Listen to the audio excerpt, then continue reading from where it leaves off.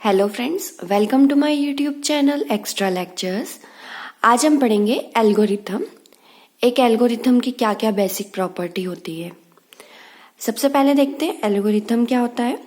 किसी भी काम को करने का एक स्टेप बाय स्टेप प्रोसीजर को हम एल्गोरिथम बोलते हैं। एक प्रॉब्लम को सॉल्व करने के लिए जो भी हमने स्टेप ली है, जो भी हमने प्रोसेस करी है, उसे हम एल्गोरिथम बोल सकते हैं। यहाँ पे हर एक स्टेप या हर एक जो इंडिविजुअल स्टेप रहती है वो खुद में एक इंटरमीडिएट टास्क रहता है। वो खुद ही एक टास्क रहता है। उस स्टेप को हम परफॉर्म करते हैं, फिर नेक्स्ट स्टेप पे जाते हैं। ऐसे करके हम मल्टीपल स्टेप्स सॉल्व करते हैं और एल्गोरिथम बनती है।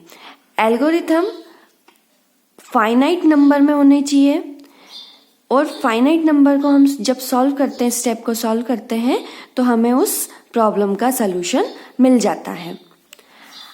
एक एल्गोरिथम की क्या क्या बेसिक प्रॉपर्टी होनी चाहिए या एक एल्गोरिथम के अंदर क्या क्या चीज होनी चाहिए। सबसे पहला होता है इनपुट और आउटपुट। एक एल्गोरिथम वैलिड इनपुट ले और उसका एक रिक्वायर्ड आउटपुट जनरेट करे। इनपुट भले 0 हो या 0 से ज्यादा हो, मगर वो एल्गोरिथम इनपुट लेना जरूरी है और उस इनपुट को प्रोसेस करके एक रिक्वायर्ड आउटपुट जनरेट करना जरूरी है। अगर हम बात करें x प्लस वाई की, तो दोनों का x और y का इनपुट लेगी और उसका एक आउटपुट सपोज z जनरेट करेगी।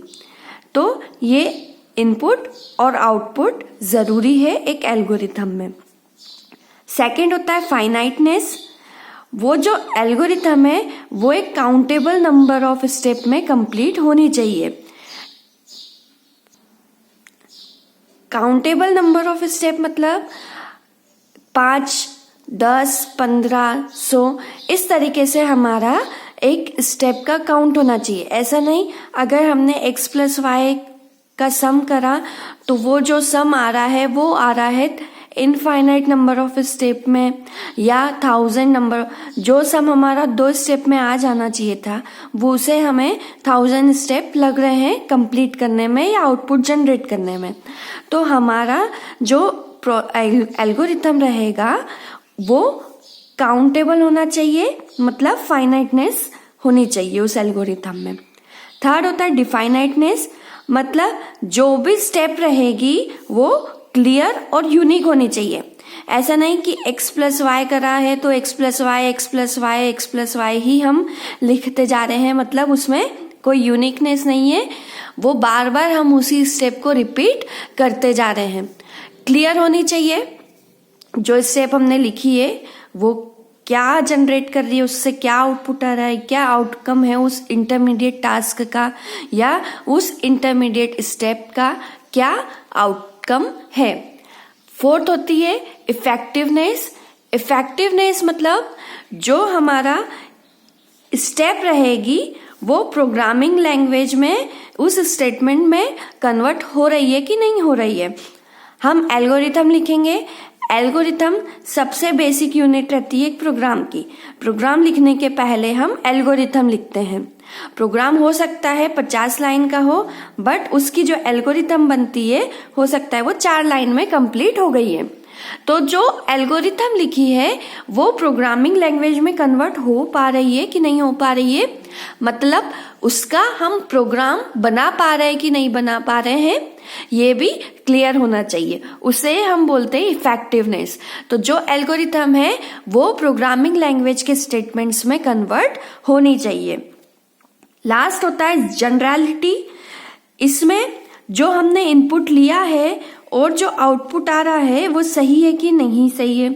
मतलब अगर हमने इनपुट लिया था x प्लस वाई, हम कर रहे थे सम, और जो आउटपुट आया वो सपोज आया डिफरेंस।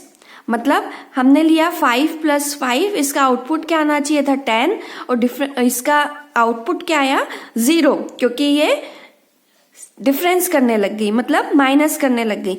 तो हमारी जो एल्गोरिथम है, हमने जो इनपुट और आउटपुट डिसाइड किया है या लिया है वो डिजायर्ड आउटपुट आ रहा है कि नहीं आ रहा है, इनपुट सही ले रही है कि नहीं ले रही है, और जो प्रोसेस हो रही है वो सही हो रही है कि नहीं सही हो रही है। ये होती है जनरलिटी। तो हमारी एक एल्गोरिथम में ये 5 चीजें होना जरूरी है, कंपलसरी है एक एल्गोरिथम बनाने के लिए। नेक्स्ट होता है एल्गोरिथम की कैटेगरी। एल्गोरिथम 3 टाइप की हो सकती है। सबसे पहला होता है sequence, selection, iteration. Sequence algorithm में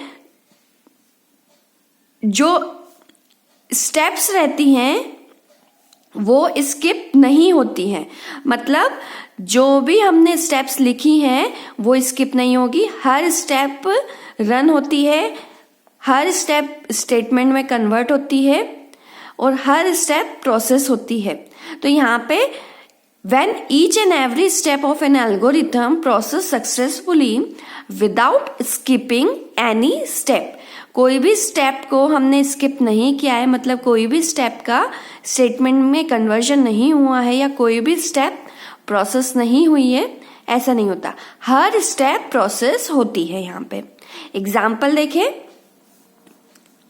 स्टार्ट, हमने एक सम की एल्गोरिथम बनाई है, स्टार्ट करा, read A and B, A और बी को रीड करा, sum equals to A and B, जो भी ए और बी का सम आएगा वो किसमें इंसर्ट हो जाएगा, असाइन हो जाएगा, सम में।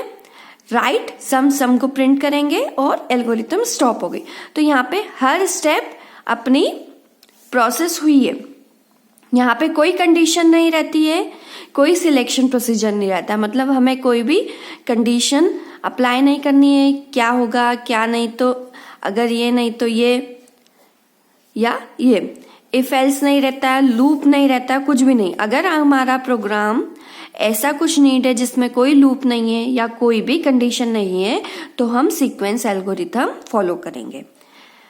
ये सिंपल होती है, इजी टू अंडरस्टैंड होती है, बट हर प्रॉब्लम के लिए हम सीक्वेंस एल्गोरिथम नहीं लिख सकते हैं, उसके लिए हमें फिर नेक्स्ट एल्गोरिथम की कैटेगरी पे जाना पड़ता है, वो होती है सिलेक्शन। यहाँ पे हमारे पास कंडीशन रहती है, मतलब ऑप्शन सिलेक्शन करना पड़ता है। जैसे हमें अगर प्रिंट कराना है वोटर से उसकी एज, और एज वो वोट लेने के लिए एलिजिबल है या नहीं है ये चेक करना है, तो हम वहां पे कंडीशन सिलेक्ट करेंगे। अब यहाँ पे क्या आ जाएगी, कंडीशन आ जाएगी। इफ कंडीशन चेक करेंगे, कंडीशन ट्रू हुई तो स्टेटमेंट 1 प्रिंट होगा, नहीं तो स्टेटमेंट 2।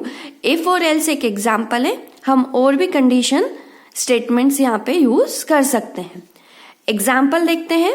स्टार्ट करा, हमेशा फर्स्ट क्या रहेगा, स्टार्ट। रीड एज, एज को रीड करेगा। If age is greater than 18 then step 4, मतलब क्या कर देगा, जंप कर देगा स्टेप 4 पे। एल्स स्टेप 5, अगर फॉल्स रही तो जंप कर देगा स्टेप 5 पे। तो अगर एज 18 से बड़ी है तो क्या होगा, स्टेप 4 में एलिजिबल लिख के आएगा, नहीं तो नॉट एलिजिबल और स्टॉप हो जाएगी। मतलब हमने क्या कर रहे हैं यहाँ पे, 4th वाली जो स्टेप है उसे हमने ऑप्शन में या कंडीशन में डाल दिया, अगर ट्रू होगी तो ही चलेगी, नहीं तो 5th वाली चलेगी।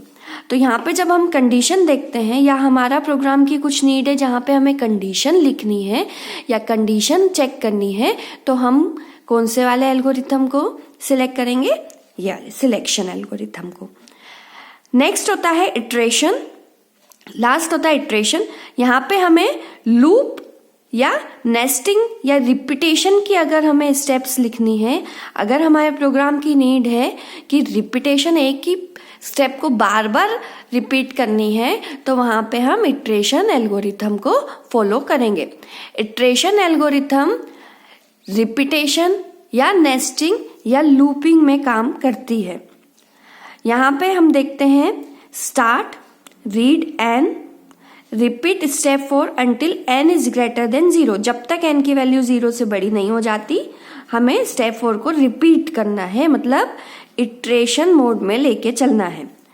अब r equals to n, n की वैल्यू r में आई, मॉड 10, यहाँ पे हम मॉड्यूलस चेक करेंगे 10 से, फिर s equal to s plus r, और नेक्स्ट आएगा n equal to n divided by 10। इसे सॉल्व करेंगे और राइट s की वैल्यू हम यहाँ पे प्रिंट कर देंगे और स्टॉप। तो हमने आज देखा एल्गोरिथम की डेफिनेशन, एल्गोरिथम की बेसिक प्रॉपर्टी और कैटेगरी ऑफ एल्गोरिथम। तो आई होप सो आपको एल्गोरिथम कंसेप्ट क्लियर है। So like, share, subscribe my channel extra lectures. Thank you.